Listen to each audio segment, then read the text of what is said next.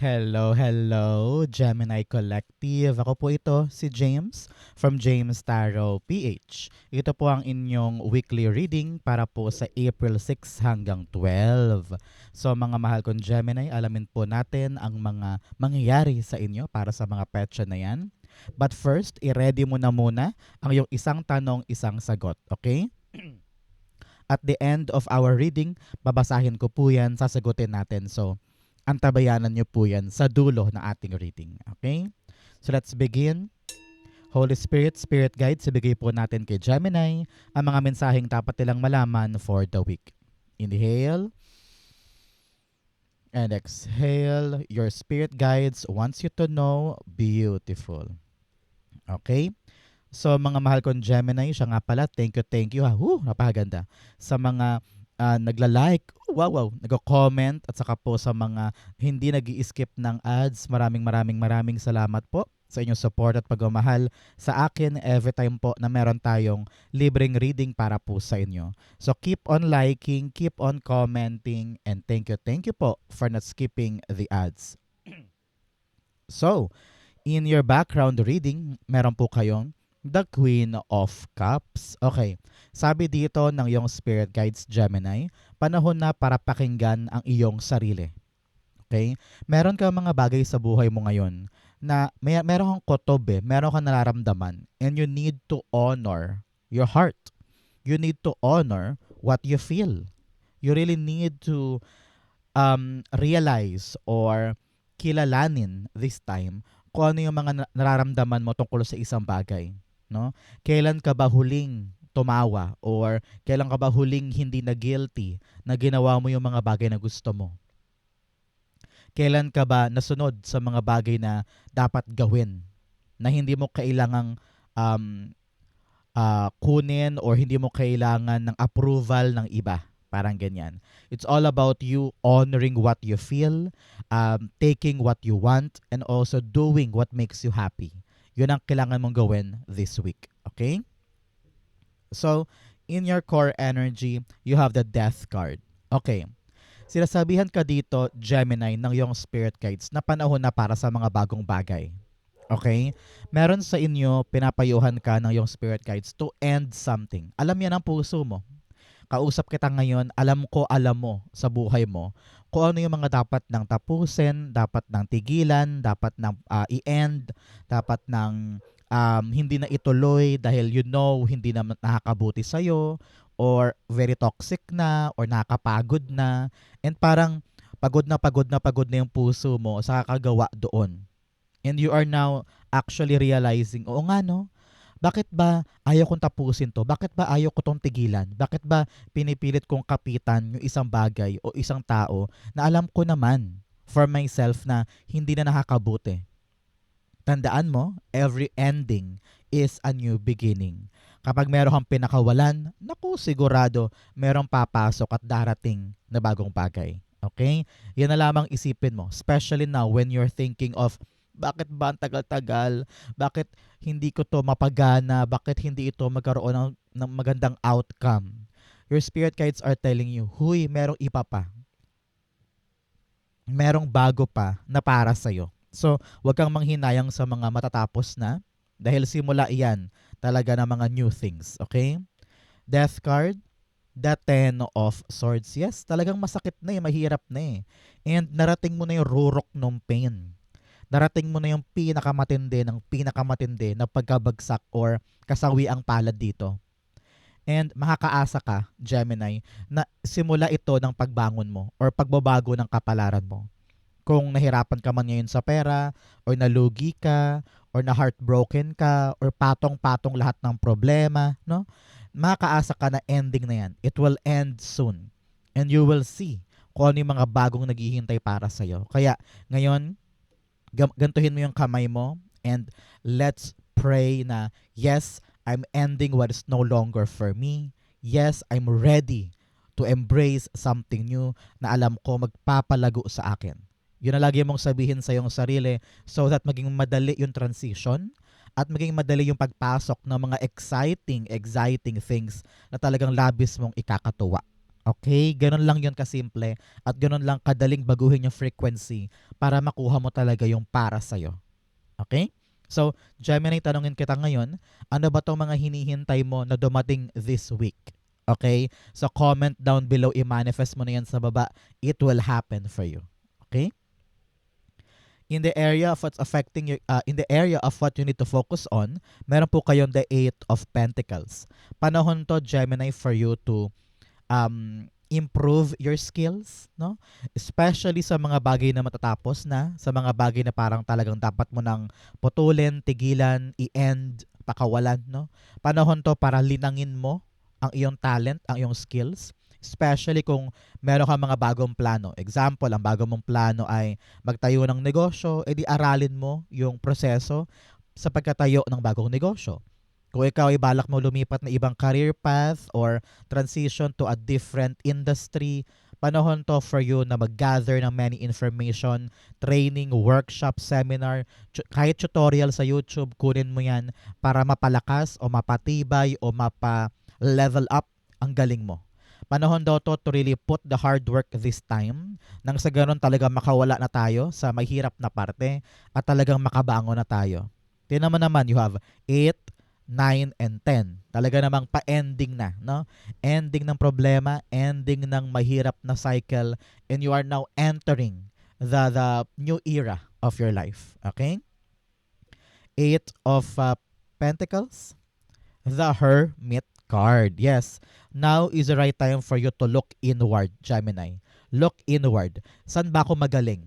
Saan ba ako mahusay? Saan ako pwedeng mag-improve? At ano yung kakayanan ko na pwede kong magamit para sa ikakabuti ko?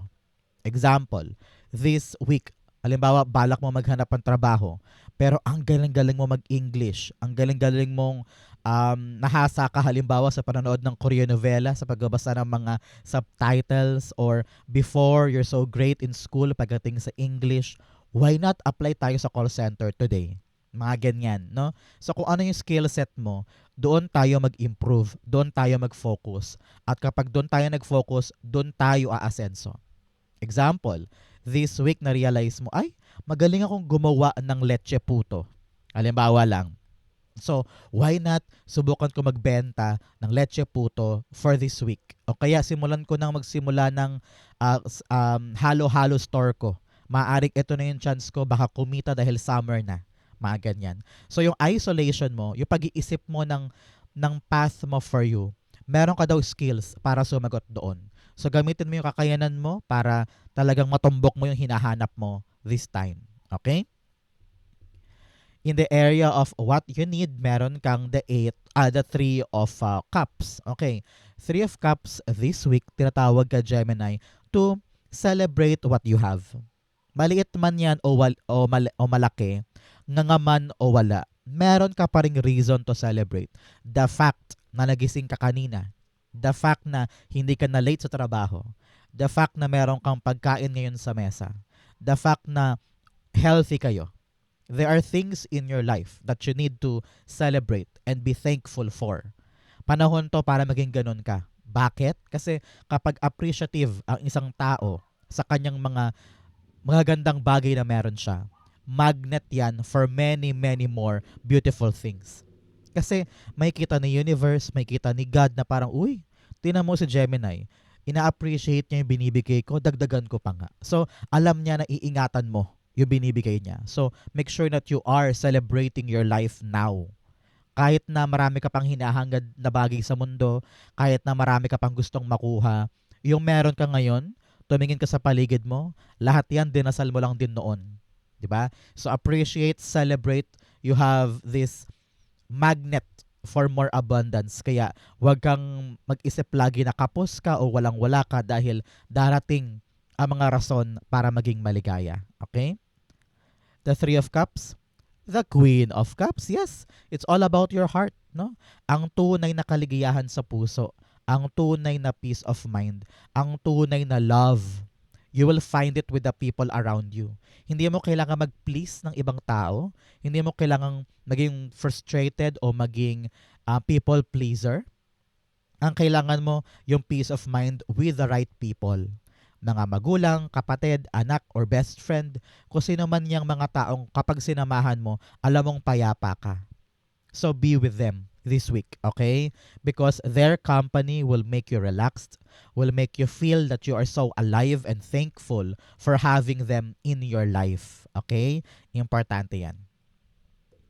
In the area of what's affecting your current energy, meron kang the Nine of Cups. Alam mo na, Gemini, kapag lumalabas to, panahon na for you to make a wish. Pumikit ka na ngayon, go on, pikit, and i-wish mo na yan para marinig doon yung spirit guides and angel guides at maipadala sa langit nang sa ganun ay ma-fast track ang iyong mga wishes. Okay? So, si Nine of Cups ang naka-influence sa ating death card. Ibig sabihin, meron ka talagang mga tinutumbok ngayon ng pangarap, no? Meron kang goal, meron kang wish. And this week, magkakaroon ka ng urge na parang, hay, ayoko na ng gantong buhay, ayoko na ng gantong nangyayari, ayoko na ng ganito, I want more, I want better. Kumbaga, yung desire mo to win this or to get this, ang magpapahinto ng mga bagay na kahinto-hinto. Kumbaga, narinig ko dito, nagigising ka na. Alam mo na kung ano yung para sa'yo at alam mo na yung hindi. No? Sa kabila ng patong-patong na problema, makakahanap ka ng inspirasyon na parang hindi, lalaban ako, puputulin ko itong mga maling bagay at pipilitin kong abutin yung pangarap ko. No? Meron kang ganyang mentality this week. So, antabayanan mo tong gantong klaseng energy, yung gigil, yung uhaw, yung frustration, yung pagnanais talaga na maabot ito, ano man ang mangyari. Kaya babaliin mo na o babasagin mo na lahat ng mga dapat putulin sa life mo nang sa ganun makaahon ka na. Okay? Example, itong mga nakaraang buwan, nakaraang taon, parati kang puyat, no? Parati ka nanonood ng Korean novela hanggang 3 a.m. Kaya nangyayari noon, lagi kang walang gana sa trabaho, slow performance, no? Pero sabi mo, ayoko na ito, ayoko na, sumasakit na lagi ulo ko, may migraine na ako. So, yung goal mo ngayon, matulog ng maaga, para makapasok sa work ng maaga, at maging healthy, halimbawa. So, meron ka nang naiisip na preparasyon para putulin yung mali. And then, maabot mo yung goal mo pag ganun. 'Di ba? So, ano ba yung goal mo ngayon, Gemini, na gusto mong maabot? At ano din yung mga dapat mong putulin na nang sa ganon bumilis yung paghawak mo or paghabol mo sa goal na ito. Yun yung mga dapat mong isipin this time. Okay? Example, balak mo makaipon ngayon. So, kailangan natin putulin yung mga dahilan para hindi ka makaipon. Halimbawa, puputulin mo na yung labis-labis na pag-online shopping or pamimili ng mga junk food halimbawa. So, ilalaan mo na lang yun for the ipon. Mga ganon, no? So, ending something to reach the goal. Okay? Nine of Cups, the Four of Swords. Gusto mo talagang mapanatag ka sa iyong winish. Gusto mo na secured ito, sigurado, garantisado, no? And ayaw mo na ng temporary, ayaw mo na ng bukas paano ako, sa isang linggo paano ako, next month ganito pa rin ba? Ayaw mo na ng ganun eh. Ayaw mo na ng uncertainty or walang kasiguraduhan. Kaya ngayon, kumikilos ka talaga para magkaroon ng matino at konkretong mapanghahawakan itong wish mo na ito. Your spirit guides are asking you to just relax, Gemini. Kapag lalo kang aligaga, nako, lalo kang mahihirapan. Kaya, if you believe in God, do not worry, do not be stressful. If you have faith, huwag mo siyang masyadong kulitin, huwag mo siyang pangunahan, at huwag mo siyang pagdududahan. Okay? Just relax, enjoy what you have, and reach for your goal. Pag gano'n ang energy mo, darating yan na mas mabilis. Okay? In the area of your near future, meron kang the Ace of Pentacles. Yes, sabi ko nga sa inyo, kung merong aalis sa'yo, kung merong mga puputulin, titigilan, lalayuan, at ngayon ready ka lang tahakin yung mga bagong bagay, talaga namang merong papasok na bagong bagay sa'yo. Sabi ko nga, kapag may nag-end, may papasok na bago. Kapag may nawala, may kapalit yan. And you have 1-1 here. Ace of Pentacles and Ace of Wands, talaga namang you're on the right direction. You're on this new opportunity, new life, new beginning, new door. Okay? So, ngayon palang palakpakan na tayo para sa mga bagong bagay na maaari mong makuha this week. Okay? So, Ace of Pentacles here. Sabi dito, meron ako nakitang alok. Alok o isang bagong pintuan na mahirap siyang tanggihan. Mahirap siyang i-resist. And here you are, asking your heart, kukunin ko ba? Tatanggapin ko ba? Gagawin ko ba to? Akin ba talaga to? You are double checking. Tinetest mo kung ano ba yung pakiramdam ng puso ko. Kung oo ba ako, palagay ba ako dito, kampante ba ako, maluwag ba sa puso ko tong pagpasok nito? Kasi you will know. You will feel. Okay? So, nakita ko dito, accept this opportunity, accept this new blessing dahil ang kapalit niyan, peace of mind, happiness, security, and celebration. Kung dati aligaga ka, hindi mo alam kung paano ko bukas, paano ko sa isang araw, pero sa near future mo, ang tabayanan mo, you will be so payapa dahil alam mo na ito'y sasapat para sa mga bagay na gusto mong makuha more than so in the future. No? So congrats para dyan. Ace of Pentacles, the Four of Wands. Yes, wow, talaga namang reaching that milestone, reaching that finish line, reaching what you have wished for here. Tingnan mo, hiniling mo lang, pinagsumikapan mo lang idasal, heto, abot kamay, naabot mo siya. Kumbaga nakalagpas ka doon sa finish line and you are celebrating with your family and friends dahil sa wakas, Lord, nakahinga rin ako. Sa wakas, Lord, naabot ko din. Sa wakas, Lord, nakuha ko din. I don't know why nakakita ko na parang gagraduate ng nursing o medical field. Meron ba kayong kamag-anak o baka ikaw, no? Na talagang nagsumikap para talagang makatapos. Kitang-kita ko dito, yes, maabot yan with flying colors and magbubukas yung opportunity para sa inyo. Nakita ko dito stable family, stable life, stable bahay. Meron sa inyo makakuha ng pagkakataon para makalipat sa isang magandang bahay o magandang lugar. At talagang doon very celebratory ang feeling ninyo. Nakita ko dito new life, new beginning ito. So congrats. Hindi mo na mahikilala ang sarili mo sa dati mong buhay because you are now living in a very happy life. Congrats po. Okay? In your challenge, meron kang the Six of Wands. Sabi dito, baka magkaroon ka ng maraming distractions. Okay? Meron kang dapat gawin ngayon na talaga namang chance mo ito para magkaroon ng magandang outcome or magandang reward. No? Binibigyan ka ng universe ng chance. Pero ikaw, baka masyado kang mahirapan or magkaroon ng obstacle along the way. Baka ma-distract ka, baka mag-focus ka sa ibang bagay. Malingat ka dito. No? So ngayon pa lang pinapayuhan ka, Gemini, to have your eyes on the prize, eyes on the target. Tutukan mo to hanggang sa matapos mo. Walang lingat-lingat, walang distraction, walang gulo-gulo sa paligid, no? Focus tayo hanggang sa matapos mo 'yan, okay? Six of Wands, the Ten of Wands. Okay, yes, nahihirapan kang tapusin or i-accomplish ang isang bagay dahil ang hirap-hirap na, no? Pagod na pagod ka na, feeling mo lahat pasan-pasan mo, kahit naman hindi mo na responsibilidad, ikaw pa rin ang pumapasan. Pinapayuhan ka dito, Gemini, to delegate work, no? Halimbawa sa bahay, panahon na para ipasa mo sa ibang mong kapamilya yung ibang obligasyon para makagaan sa'yo at madali ka makapag-focus dito sa isang bagay na ito para maipanalo mo siya. Narinig ko dito, marami kang ginagawa at once, no? Parang ang dami-dami mong hawak, ang dami-dami mong inaasikaso, kaya marami sa mga inaasikaso mo ang tumatagal lalo dahil kulang sila ng atensyon. Kaya panahon to para bitawan yung mga pabigat, bitawan yung mga ginagawa mong medyo nakaupos ng energy, nakaupos ng time, no? And focus tayo dito kasi kayang-kaya mo tong ipanalo. Okay? So, yung mga baggages, let it go, let it flow, release para magkaroon ka ng paggaan na harapin yung mga dapat mong ipanalo this week. Okay? In your fortune, meron kang fellow travelers, support is all around you. Meron talagang mga taong tutulong sa'yo para ma-accomplish yan. At gagaan ang pakiramdam mo na parang, hi, salamat.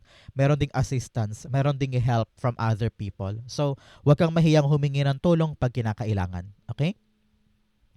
In your fortune, you have the Ace of Wands. This week, makakaisip ka ng plano, Gemini. Plano para ma-accomplish yung isang bagay. Akala mo ang hirap-hirap, akala mo matagal, akala mo talo ka na, pero meron kang aha moment, a big light bulb moment sa'yo na makakaisip ka na parang, yes, now gets ko na, alam ko na gagawin ko, alam ko na yung solusyon ko, alam ko na yung pupuntahan ko. Kaya kung ikaw ngayon ay nahaharap ka sa isang mahirap na bagay, makakaasa ka na magkakaroon ito ng magandang resolution at magandang solusyon. Kaya huwag kang mag-alala, Things will be clearer para sa'yo and you are now stepping into, the resolution of this problem. Many of you are traveling, lilipat sa ibang bahay, lilipat sa ibang kumpanya, or you are now having this renewed strategy para sa yung ginagawa. Okay? Good for you. Ace of Wands, the Page of Cups. Wow! A surprising idea na hindi ka makapaniwala na parang, ha? Tama nga yung naisip ko. Wow! Medyo nagulat ka, medyo nabigla ka na naisip mo yung tamang paraan o naisip mo yung tamang diskarte para makalusot ka sa isang bagay. So kung kumakaharap ka ngayon sa isang problema, sa isang issue na para bagang walang solusyon, nako, this week darating ang solusyon na labis-labis mong ikakagulat. Very, very creative ka ngayon and imaginative. Magagamit mo yan para matumbok mo talaga yung tamang outcome or tamang solusyon. So, feel light, feel good na kasi may solusyon na yung problema. Okay? In your divine messages, meron kang a personal issue reaches resolution. Meron daw po kayong problema ngayon, makaasa ka, masasolve na yan. Kaya huwag kang mag-alala dyan. Okay? In your divine messages, the Empress card. Sabi dito, Gemini, this is all about you taking care of yourself. Alam ko, nag-push forward ka, binibigay mo ang lahat, 200%, 300%, kaya madalas mabigat ang feeling mo. No? Narinig ko dito, hindi mo kailangan masyadong magpakahirap para sa isang bagay para makuha siya. You just need to do the right thing and let it flow, let it go. No? Huwag mong sobrahan, huwag mong kontrolin, huwag mong pilitin ang sarili mo para hindi ka maupos. Tingnan mo siya. Sitting pretty lang siya dyan, pero lahat ng inaalagaan niyang halaman sa paligid, malago ang bunga. So parang ganun ka din. You need to feel relaxed. You need to feel okay. Para lahat ng bagay sa paligid mo, okay. Kapag minamadali mo yan, niraratrat mo, pinipilit mo, lalong napupurnada, di ba? Siguro naman maramdaman mo yan. Kaya ngayon, importante, Gemini, to just relax. Everything will be fine. And lahat ng bagay kayang-kaya mong panghawakan. Okay? The Empress card, the Three of Pentacles. Yes, may mga taong makakatulong ka. Kaya huwag mong pilitin sarili mo lang ang gumagawa niyan. Okay? You can delegate work. You can get their help and assistance and service para tulungan ka sa pinapalago mo o tinatrabaho mo. No? Hindi pwedeng ikaw lahat. Hindi pwedeng ikaw lang ang puyat, ikaw lang nahihirapan. Let them do their part too. No? Para ikaw naman makahinga ka din at meron ka pang lakas bukas para asikasuhin yan. Okay? No man is an island. Ask further tulong, no, para gumaan yung mga dapat gumaan. Okay? Outcome mo to, bigyan mo na kita ng fortune cards. You have clouds, temporary problems. Yes, lahat ng problema, temporary lang. Makakaalis ka rin dyan. You have ear, good news. Yes, i-claim mo to. Meron daw pong good news na darating para sa inyo this time. You also have flowers, happiness. Wow. Claim it. Meron daw pong happiness na darating para sa inyo. Pag nakakita ka ng blue bird or violet bird, that is your sign na talagang may happiness na darating. Okay? You also have marriage. Meron po sa inyo a happy marriage, a happy union. Congrats and very, very happy for you. Ang outcome ni Gemini for April 6 and to 12, you have the Six of Pentacles. This week, talaga namang marereceive mo na yung mga bagay na para sa'yo. Kung ano man yung ending na talaga namang ang hirap-hirap bitawan noon kasi akala mo yun talaga yung for you, ngayon, kayang-kaya mo nang bitawan, kayang-kaya mo nang i-let go, and ready ka nang tumanggap ng mga bagong bagay na talaga namang para sa'yo. This new opportunity will lead to your milestone. Kaya wag sayangin, wag baliwalain, alagaan mabuti, make sure na yung mga asungot sa paligid ay putulin mo na para makapag-focus ka sa bagong bagay na ito, nang sa ganon matumbok mo agad yung milestone. Six of Pentacles, the Nine of Wands. Okay? Sa lahat ng mga hard work mo, sa lahat ng mga pinaghirapan mo, hindi ka sumuko, you continue to fight kahit puyat, kahit pagod, kahit gusto nang umiyak, lumaban ka pa rin, kaya marereceive mo na. I don't know why. Meron ka bang trabaho before na nabinbin yung bayad, nakita ko dito, ngayon babayaran ka na? Kung meron ka mga reward or incentive, it will be given to you. Bunga ito na hard work mo, kaya tanggapin mo. Ito na yung panahon na makakabawi ka na and good things will start to come for you from now on. Okay? Good luck po para sa inyo. So, Gemini, dumako na tayo sa yung isang tanong, isang sagot. Close your eyes and concentrate on that one question. Isipin mo mabuti ang question mo. Inhale and exhale. Your answer is Queen of Cups, the Page of Swords, and the Judgment card. Beautiful, beautiful, beautiful. At the bottom of your deck, meron po kayong the Nine of Swords. Masyado mo nang iniisip itong problema mong iyan. At hindi ka na minsan makatulog or makakain or sobra ka ng stressed or worried para dito. Sabi ng yung spirit guides, masyado mo siyang inaalala to the point na meron ka mga negativity na hindi naman talaga mangyayari ay nakakahalo na sa isip mo. No? So if you could just think of the positive outcome kesa yung nega, mas madali para sa'yo. Okay? So, in your reading, you have the Queen of Cups. Sabi dito, just relax. Alam ng puso mo kung anong gusto mo, pakinggan mo yan. Okay? May darating kang good news soon. Magandang balita or magandang impormasyon na magpaparelax sa'yo na parang, hay, salamat, dumating din. Hay, salamat, nasagot din. Hay, salamat, malinaw na. This good information na magpapaangat sa'yo. No? You've been praying so hard, Gemini. Talagang dasal ka ng dasal sa mo, God. Kailan ko ba ito makukuha? Kailan ko ba ito makukuha yung sagot, yung konfirmasyon? I need this, I need this, I need this. The answers to your prayer is being given now. Kaya malulusaw na tong problema mo at mga stress mo dito. There's this good information. At kitang-kita ko dito na yes yung sagot. Okay? Yes at talagang mapapanatag ka na. This is all about giving you your heart's desire. Okay? Kaya yakaping mabuti. Alam kong mahal mo yan. Alam kong importante sa iyo yan. Do your best para aralin din siya. No? Hindi porkat dumating na yung magandang balita, tambay ka na, hayahay ka na. No. Continue learning para mas mag-improve, para lalong umangat ang galing mo at husay mo, para makita mo yung katuparan nito sa buhay mo. Things are now getting lighter. Meron ka ng renewed life, new beginning ito. Kaya yakapin mo, moving forward, ibang-iba ka na or nasa next chapter ka na. Okay? The answer is a big, big yes para sa'yo. Kaya do not worry, everything will be fine. Okay? So Gemini, yan po ang inyong isang tanong, isang sagot. Ganon din po ang inyong April 6 to 12. Saan po kayo nakarelate? Comment down below. Babasahin ko po yan. Thank you, Holy Spirit, Spirit Guides, for the clarity and messages na dapat malaman ng mga Gemini today. Thank you po for watching hanggang dulo. I love you. This has been James for James Taro PH. God bless everybody.